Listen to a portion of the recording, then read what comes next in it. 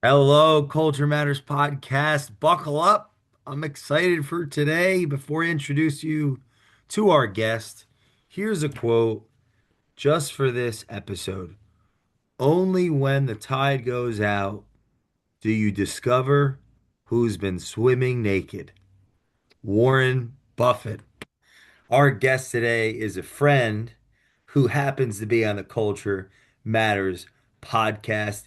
Yes, they have the amazing privilege of helping many, many people as the national sales director of NEXA Lending. They've got a pretty impressive career, but what I think is most impressive about our guest today is how well that I've experienced them listening and caring for the person on the other side of the conversation that they're having. I've learned a lot from Todd Bitter over the last couple of years, just watching how he shows up and listening to some of his real life experiences on stage that hopefully we can get into today as an advisor and a consultant in the mortgage business, and now a coach and leader of people that are starting their careers and trying to grow their careers. So thanks for coming on the Culture Matters podcast, Todd Bitter. Yeah, thanks for having me.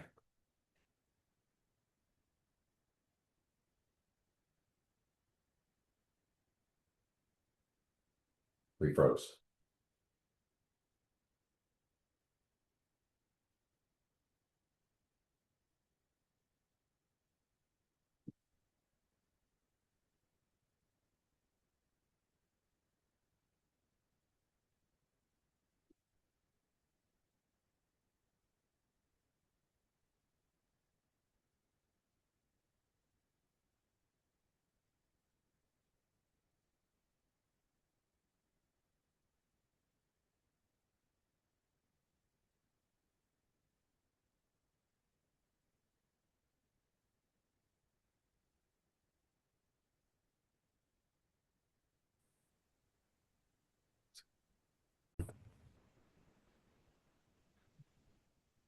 Yeah, well, thanks for having me, Jay.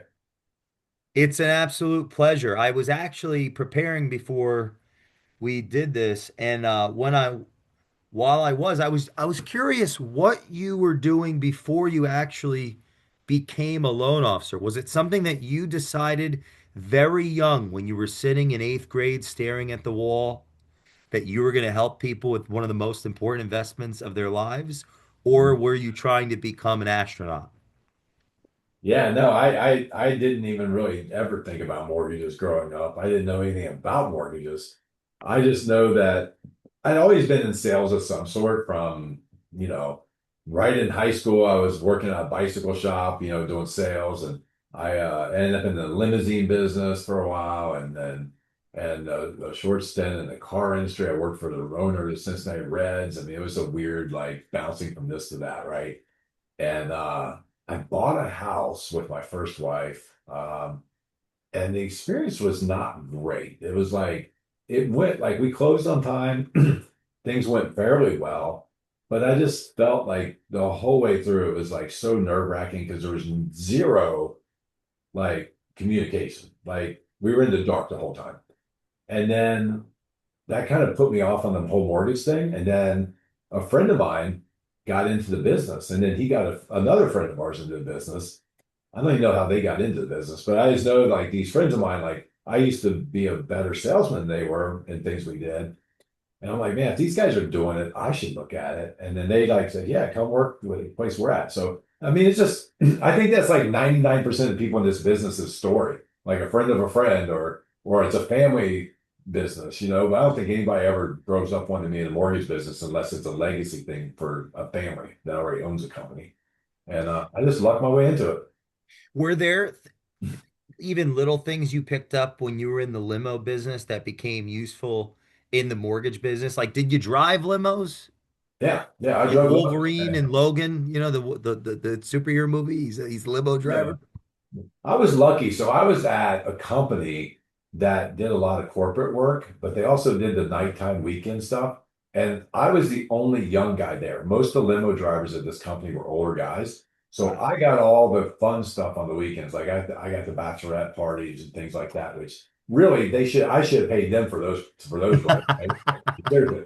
I was like, dude, I'll work for free for the bachelorette parties at 21 years old, right? And single.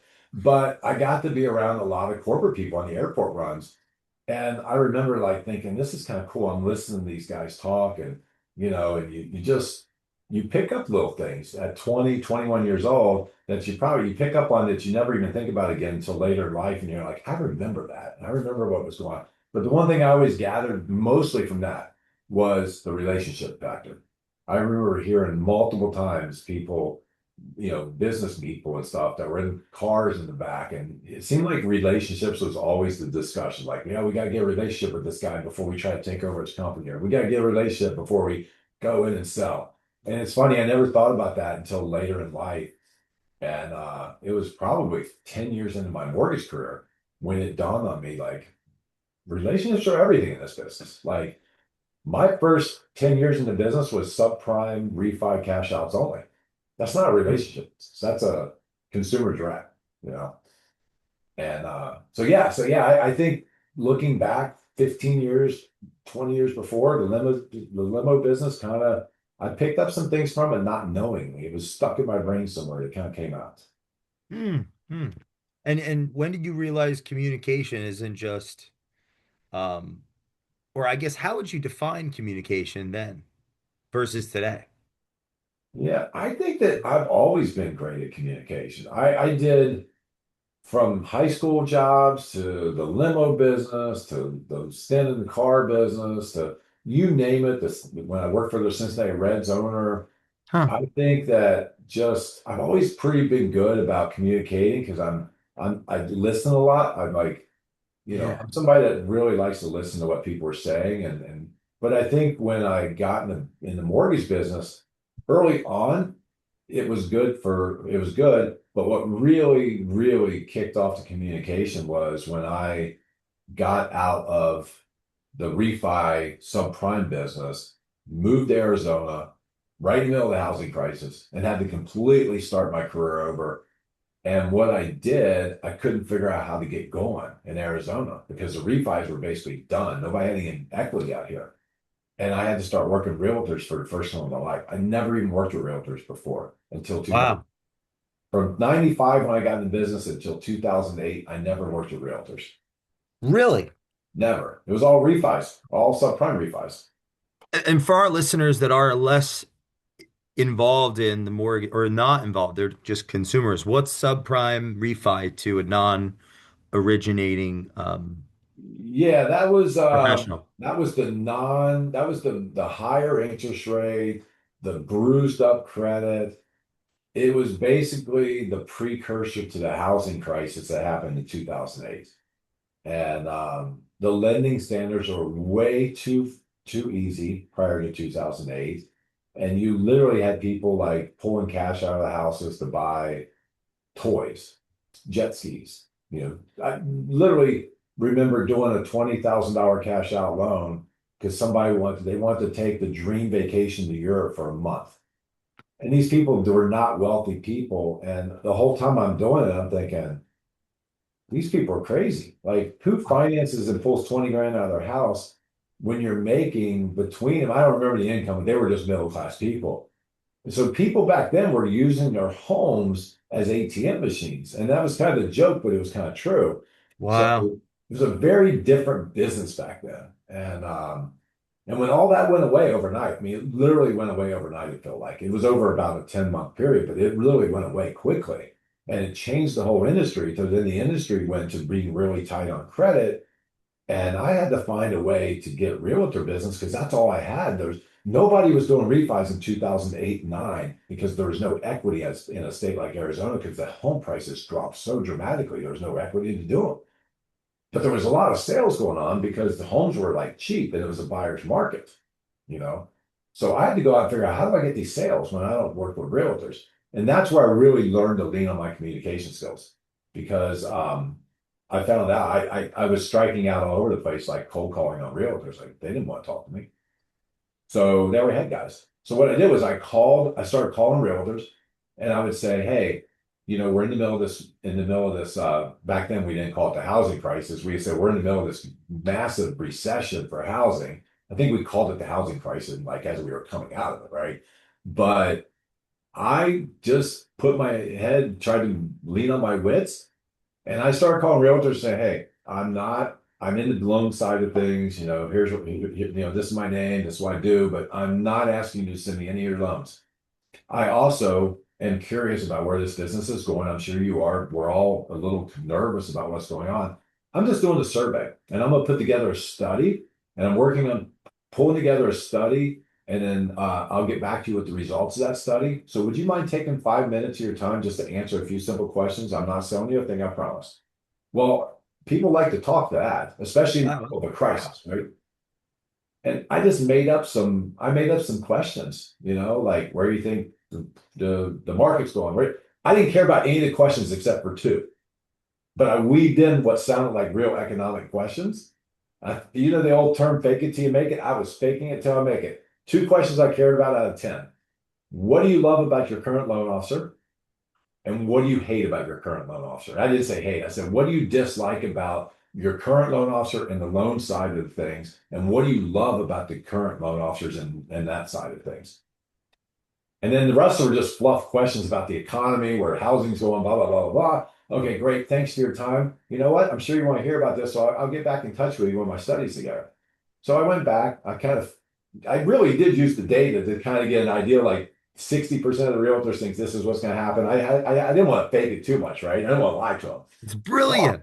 all I cared about was those two questions. So then when I call them up to give them the results and tell them where everybody's thinking was, I'd always say, you know what was really crazy? I'd be like if you were like Jay, the realtor, I'd be, Jay, you want to know what's really crazy? Every single one of the realtors I talked to, you included, told me that your biggest pain point with loan officers is that they're never around when you need them, that they don't answer your phone, you hate getting their voicemail, and you can't get a hold of them when you need them the most, which is nights and weekends. And then I would go into it and I say, hey, by the way, this study opened my eyes. I know you got your guy that you already use, but I tell you what, when you can't get a hold of him, I will promise you I'll answer my phone. You call me at 11:59 p.m. on Christmas Eve as you're trying to get your Christmas together for the kids. I will answer my phone. And if you don't believe me, try me. And I'd store all those realtors in my phone. And every time one of them realtors would call me at odd hours, I'd answer the phone. And they started calling because I promised them I would. It was the only way to get in the door with them because cold calling did no good. I was trying to sell them something. Now I'm helping them, trying to give them a survey and tell them where the housing market's going. And by the way, I'll answer my phone if you call me. That's where my branding and everything came from. And my branding became the answer to damn phone guy. And the realtors would talk amongst themselves. And I started having realtors telling other realtors about me. And that my whole business was built off of faking a survey in 2000, early 2009. How many people, how many realtors did you end up talking to, you think, that year or that the two? I was going to try to get to 100 of them, and I Wow. only got to like 70 some of them. And then out of that 70 something, I ended up doing business with 17 was the final number I ended up doing business with. Unbelievable. Yeah. Wow. What an unbelievable, And then in they're both hindsight, good. what did you learn about yourself then? I learned that you got to think outside the box when your back's against the wall. Because when you are against the wall and you're desperate, you can't rely on just what you've always done. And I had to come up with, I had some other weird ideas too. Trust me. I mean, I was gonna like hire, like, I even had this one crazy idea of like faking a freaking parade. I was going to try to go get like permits to shut down the street. And then it became way too complicated. I'm like, okay, calm down. You're getting way too out of hand here. But ultimately, all the weird ideas in my head came up with this survey, and I started realizing it was working. But yeah, what I learned was like when you have to make something happen, get out of your comfort zone and come up with something that nobody else is doing, and find something. And there's always a way, no matter how big the hurdle is with gatekeepers at companies, or if you're trying to sell something and you're being blocked by gatekeepers and everything else, there's a way around that. You just got to figure out a unique way around it. Because everybody else is just a normal thing. Leaving their business card, leaving a voicemail, knowing damn well they're never going to get a call back. And Hmm. so yeah, it's just it took me probably about a week or two to come up with the idea because like I said, I was coming up with stupid stuff, but that one stuck in my mind like this one might work, you know. Now, you had already been in the business for some time. You were talking about subprime refinances. Were you successful then, considering? Yeah. Yeah. I mean, I got into business in 95 and then I moved to Arizona in late '07, early '08 when I went through a divorce in Cincinnati. We had our own little shop there, shut it down because the business was going to hell. Because again, in '07, all the subprime lenders started going out of business. And we were already on our backsides with no business. I moved out to Arizona and and I only knew a few people here, and I thought it was going to be easier because Arizona was booming in the real estate business until the meltdown. And then Arizona was one of the hardest hit states for home values falling. So that just destroyed the refis. And the subprime loans were gone too. So I was questioning to stay in the business. I'd been in business for 13 years at that point, and I was Wow. questioning if I was going to stay in or get out because it was so bad. I mean, I'm not afraid to say it. In 2008, I made $26,000 for 2008. And that used to be an average, that was like an average month for me in Cincinnati, you know? And now, I mean, as my career progressed in Arizona, by 2018 and 19, that that money I made in 2008, by 10 years later in 2018, that wasn't even a good month for me. That was like a good week or so for me, you know? Wow. And and it just snowballed. It just snowballed. But for our listeners that they might be in a transitionary moment, or maybe, all they can do is look up so they can get up. What word tracks or thought process did you tell yourself to move forward, to come up with the survey, to execute on it? Did you talk to yourself a certain way or have certain Yeah, yeah, behaviors every day, rituals? yeah. So I'm first of all, I'm a pretty optimistic guy. I always see the upside of things. I have a really dark sense of humor, but I have a super bright outlook on things, right? And I think that's what balances it. If you're super positive and everything, you probably got a little bit of dark side of humor. Like you like some weird stuff, right? Yeah. And I'll be the first to admit it. Give me a good, like, sick joke and I'm laughing, you know? But I think it's just like that positive thing and this betting on yourself. And I think all my friends I grew up with and stuff, they're like, you're the guy that would always believe in himself. Like I always thought, hey, I'm the best. Not ego. I don't think I have much of an ego. I mean, we all have an ego, but I think I keep mine in check. I think people who know me in this business know that. That doesn't mean I don't believe in myself. That doesn't mean I truly believe I'm the best at what I do. And but I don't go out there and belittle others with ego and say I'm better than you. I never do that. I'm not the people that will come clean our house next week. I'm not better than them. They just chose a different path and they're the best at what they do and the best at what I'm doing, you know. Mm. And so I think that would help. I mean, just waking up, no matter how bad things was, it's like, okay, Todd, talk to yourself, you're like, okay, we just got to figure this out. We're not giving up. I mean, I've got 13 years in this business. It's not time to change careers. It's a good business. Just got to figure a different way. And just betting on yourself. I mean, if you got to believe in yourself, you got to bet on yourself. If you believe in yourself and you have a good outlook and you're willing to work hard, it doesn't matter. It doesn't matter. I saw a podcast about 2 years ago, and I can't remember the guy's name. He's a famous guy. And he was like, if you drop me into a strange city where I know nobody, I can build a successful business within a month or two. Because he said, I just go out, I find the need, I work hard, and I make it happen. And I believe that about myself. Mm. If the mortgage business went away tomorrow, within 3 months, I'd have a new career and I'd be doing well. I don't know what it'd be, but I'd find something. Now you started in, like you said, in the subprime refi era. You've gone through the bust and excelled in the before the pandemic, going through the pandemic. What are some of the headwinds that loan officers, professionals are facing today? It's 2026, and you're thinking around where people might self-sabotage without realizing. Yeah. I mean, the two biggest things we have today is affordability and rates. Now, affordability is a real thing. I always tell loan officers, look, right now the two big things are affordability and rates. One is a real thing, one is a figment of your imagination. Affordability is a real thing. Rates, rates are rates are elevated from where they were. They're higher than where they were in 2020, 21. They're a lot higher. But 2020, 21 was not normal. And we got to get that out of our heads. If we look at the historical data, rates are just slightly above normal. And when I say normal, I mean look at like a 10-year period.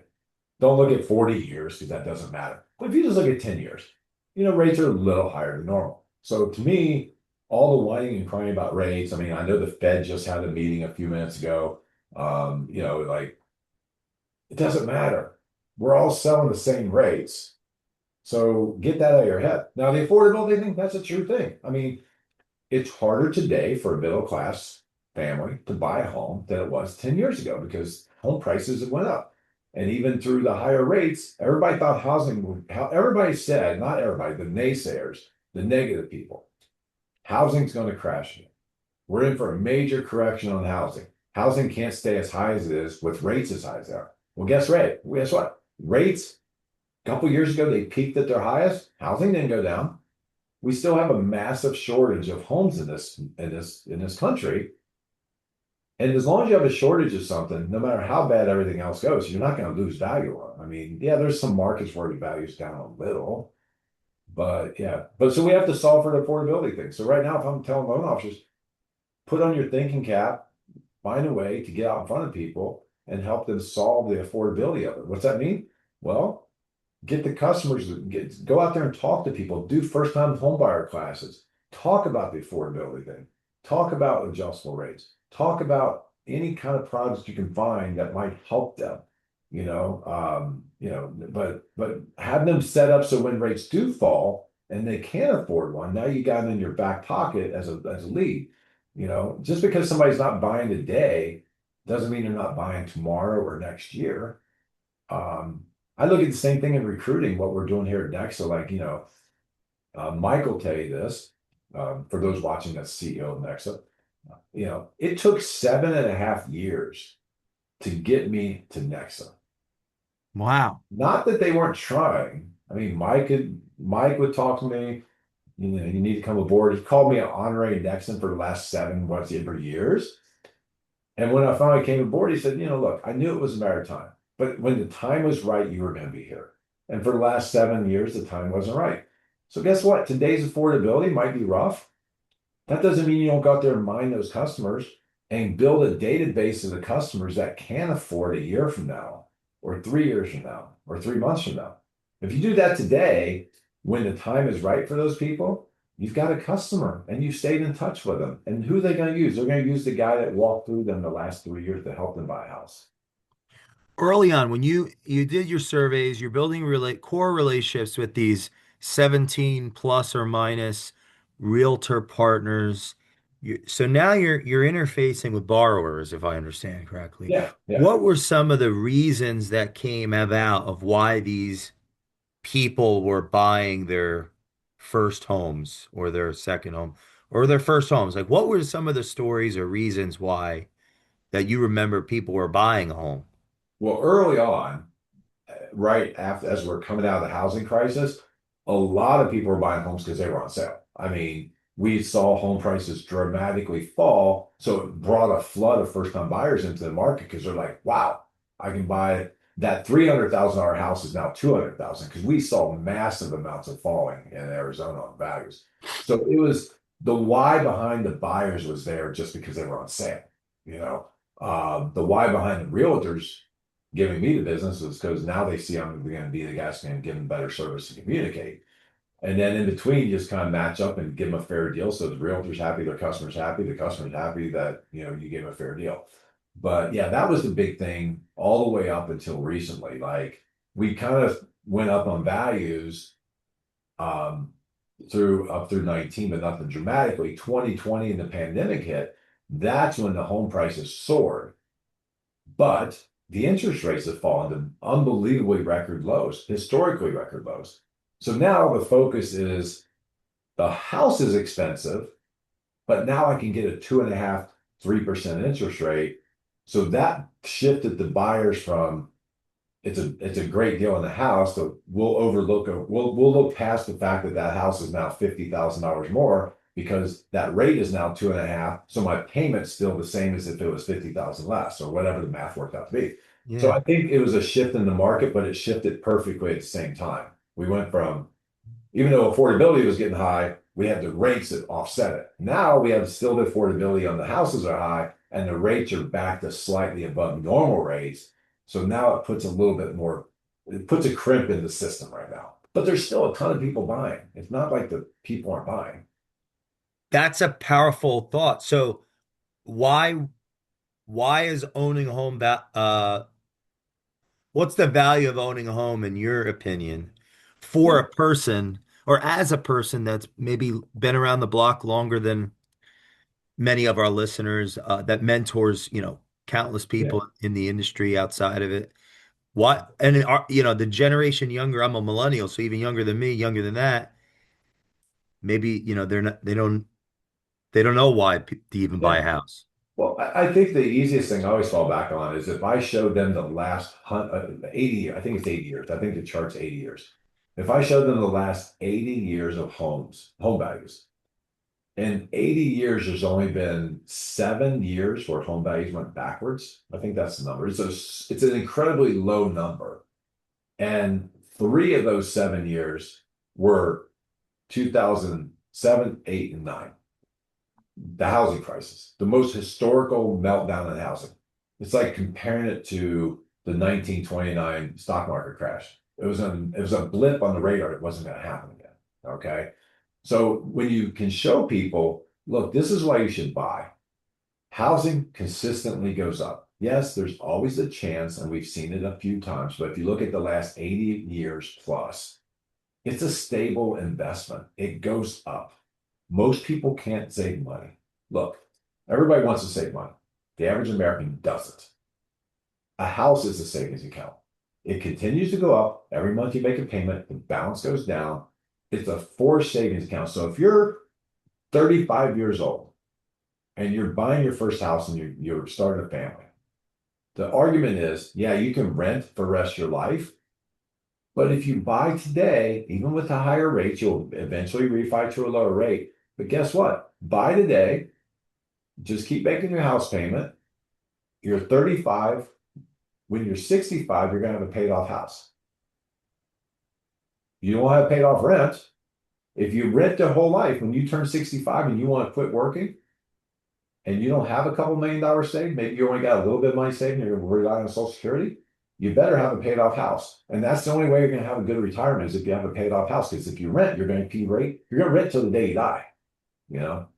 So, that's the long-term argument. It's easy to make, or 20 years from now, your kids are going off to college and college is expensive. Maybe you want to take an equity line against your house to pay for their school. Can't take an equity line against an apartment. So I just play that card to them. I mean, that's always been my argument for people. They're like, no, maybe I should just rent for the next 10 years. Okay, great. In 10 years, when you want to buy a house, you're going to be mad that you weren't 10 years ahead of the game. And beyond even just the wealth creation that seems so obvious from this conversation, what do you think owning a home can do for a family? Well, it's stability. It's the psyche of like I mean, I grew up very middle class. I would say middle to just probably middle. Like we weren't upper middle class. We got by. But I was the only child, so there was three of us. My parents bought their very first house from me. So I was the first one to own it. Wow. And about 3, 4 years in owning that house, we moved into a bigger house. And I sold that house to my parents. So they never owned when I was growing up. My whole growing up, we never owned anything. And we were lucky in the fact that we had one, like from the time I was in sixth grade till the time I graduated, we had the same house. And we rented from some friends of theirs. But other friends of mine that parents didn't own, they were constantly like every couple of years they were moving. And when you have a family, that sucks. You know, because Yes. what happens is if you might have the greatest landlord in the world, but sooner or later that landlord's going to either sell or something. So, it's stability. If you're young and single, okay, I can argue for owning a house, but if you're young and single, there's not nearly the argument. But when you're starting a family, stability is everything. You want your kids to grow up in a regular house, not bouncing from house to house to house or Yeah, apartment. I can totally identify with that. Yeah. Um, deeply. I remember, I think I watched you give a talk on, do you have your quarters? I do. They're, they're buried, but here they are. They even have some signatures on from a class that I taught that I was in that we were talking about my roll quarters. But no, they're always in my desk drawer. There's another roll in my toothpaste drawer because what's the first thing you do in the morning? Brush your teeth. You hit the bathroom and then you brush your teeth, right? No, and my wife won't let me keep a roll of quarters on the back of the toilet, so they sit in my toothpaste drawer. So that way in the morning, the second thing I do is brush my teeth, and my quarters are staring me in the face. And for those that don't know, what do the quarters mean to you? What it's a symbol for something. Yeah. So 2008, the year that was all falling apart, um, I before I started getting on track, and I only made 26,000 bucks that year. Wow. I just moved to Arizona, met Evie, we just moved in together, and I was just struggling and went through all my savings I had left. And we literally one morning we were going to go to the grocery that morning, and we realized that we didn't have that much in our bank account. So we had one of the big water jugs and 5 gallon water jugs that people put change in. We had one of those. We literally emptied out that bucket and started rolling change in order to get enough money to go buy groceries for a week. Because I finally had a loan closing, but it wasn't until that week in, and then I was a week behind on payroll. So we had to get through for 2 weeks. So we rolled change to get through those 2 weeks. Otherwise, we would have had to find somebody to loan us money to buy groceries. And Whoa. so I just decided like I'm never ever going to put myself in a position where I have to roll change to buy groceries again. So the quarters kind of remind me, don't get full of yourself. For the first number of years, it was like, okay, we're back on track. Don't get full of ourselves and start buying all these luxury items, and then let's save money. And then after a number of years of saving money, okay, I do have nice things now, but I waited till I had the money to pay cash for everything. I'll never have debt again.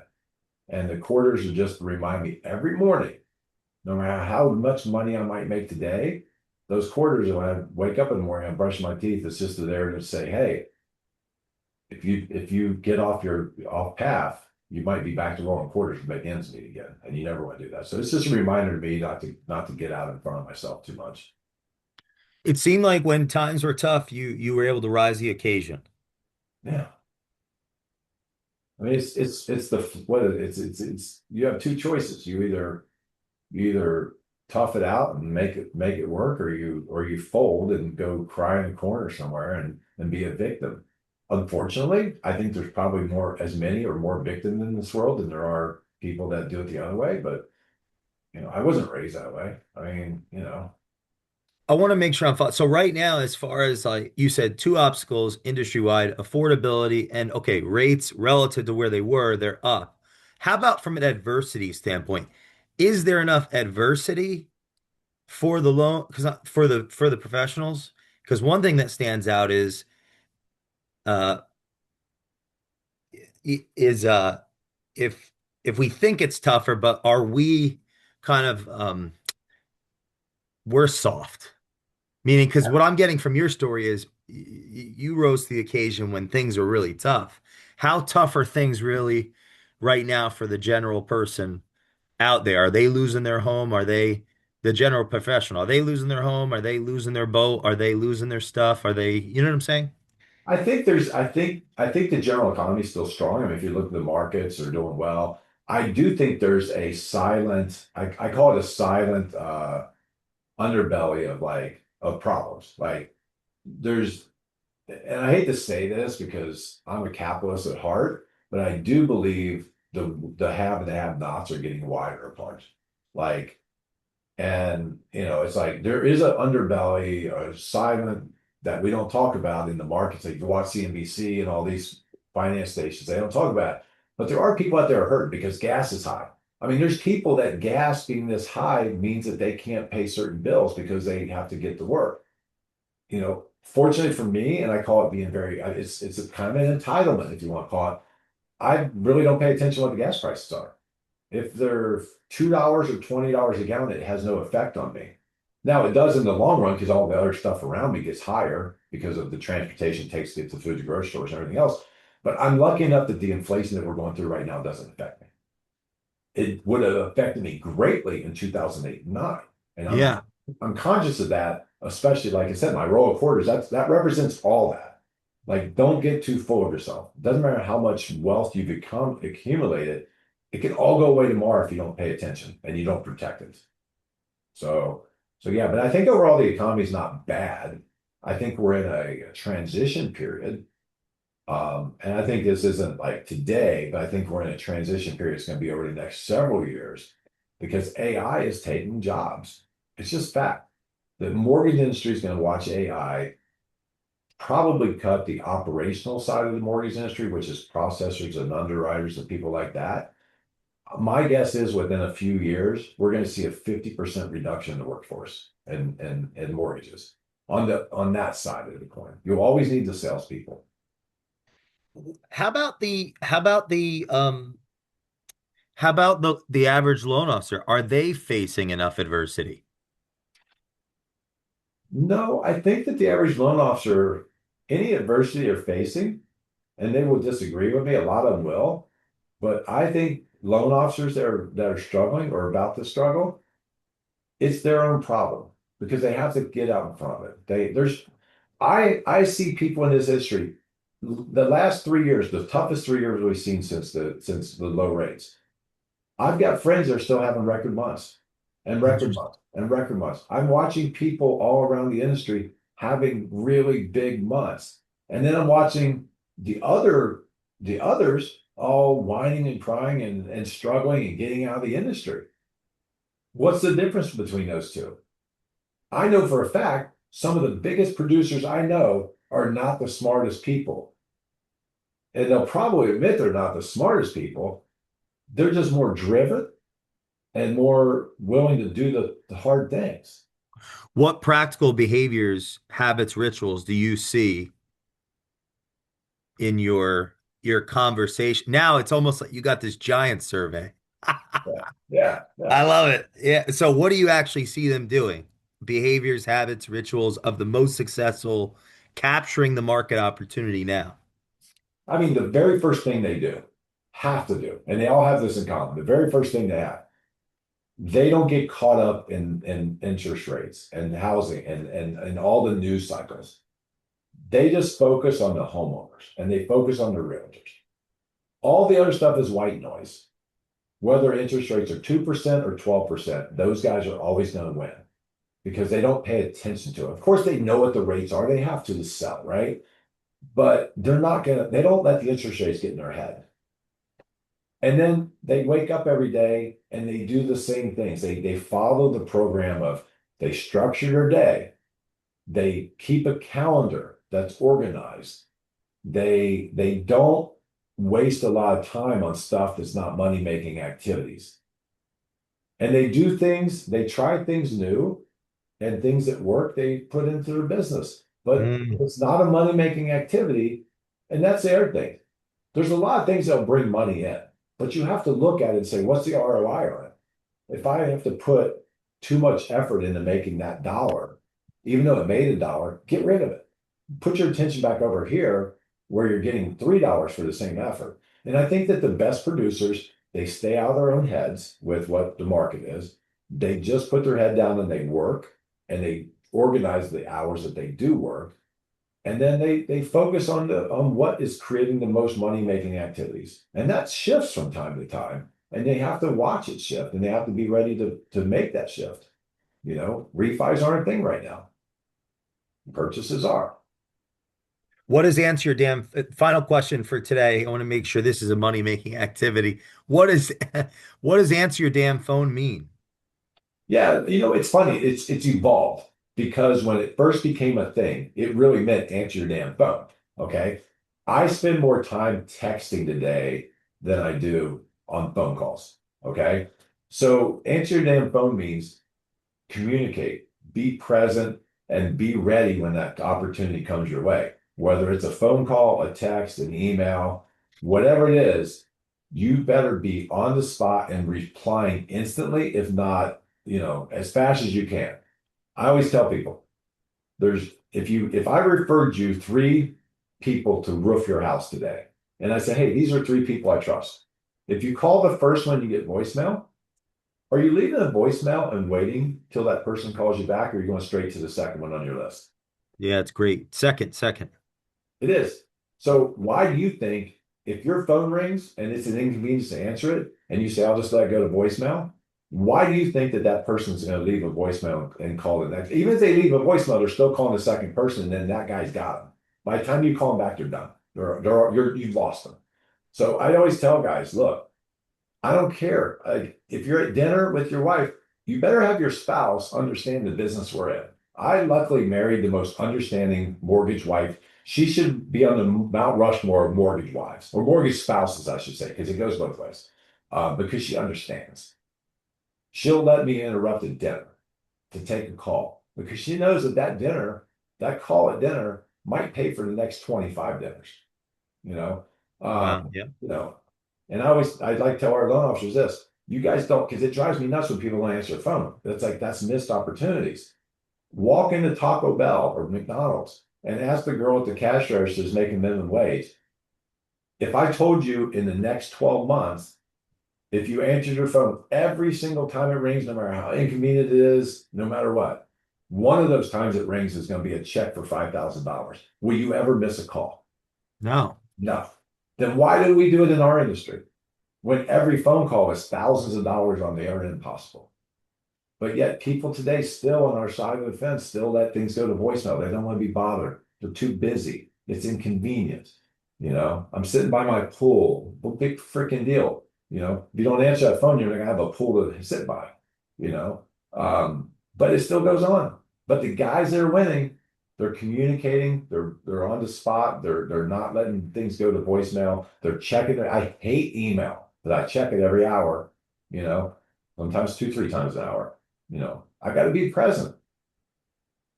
After everything you've built and lost and rebuilt and learned over the years, what do you hope people that spend time with you take away from interacting with you?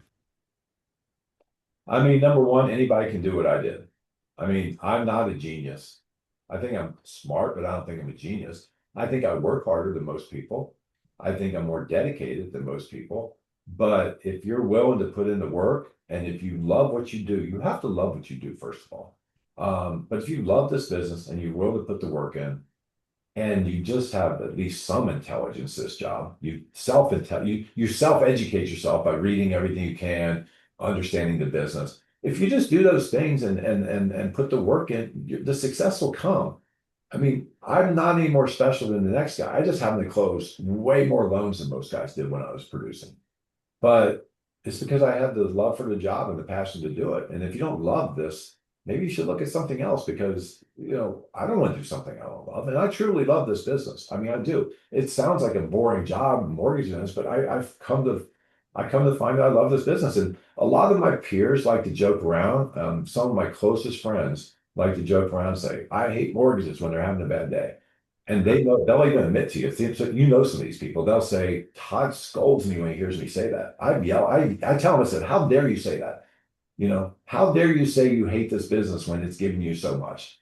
You know, um, so I'll never not love this business. This business has afforded me the lifestyle I've never in my wildest dreams thought I'd have. Oh, how many families have a home because you were participated in?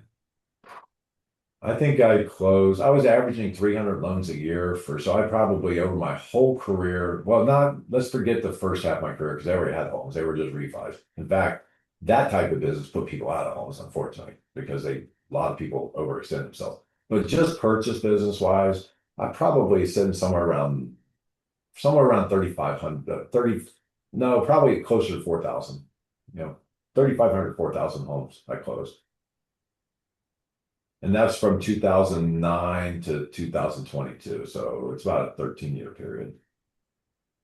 Todd, thank you so much for coming on the Culture Matters podcast. I hope we get to do Yeah. this again someday. If people want to connect with you, learn more about you, what's the best way to connect with you, contact you? Maybe they want to Um, learn about NEXA Lending or just get to know you as a mentor. yeah. So I'm easy to find on Facebook, but if email is simple. It's Todd with two D's at nexalending.com.